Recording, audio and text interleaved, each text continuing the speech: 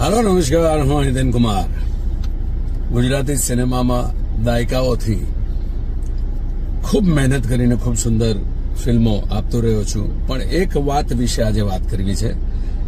Actually ચેતવણી આપવી છે. અમુક રાજકીય પક્ષો, અમુક પ્રોડક્ટ બનાવનારાઓ, અમે લોકો દિવસ રાત મહેનત કરીને જે ફિલ્મ માટેનું શૂટિંગ અમે પાર પાડતા હોઈએ છીએ, લોકો સુધી એ ફિલ્મો લઈ આવતા હોય છે.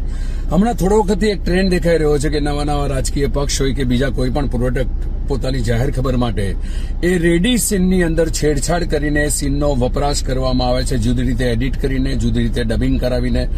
આ ખરેખર ખૂબ ખોટી વાત થઈ રહી છે.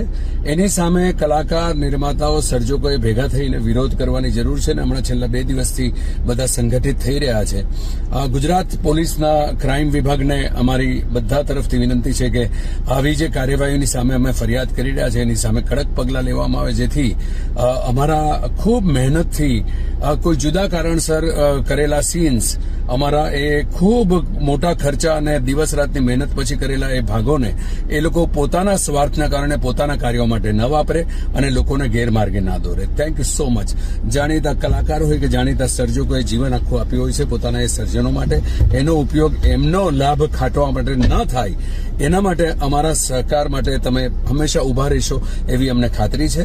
અને ચેતવણી એ લોકોને, જે લોકો આ બધું કરી રહ્યા છે, આ બંધ કરજો, નહીં તો તમારે ખૂબ મોટી સજા ભોગવવાનો વારો આવશે. Thank you.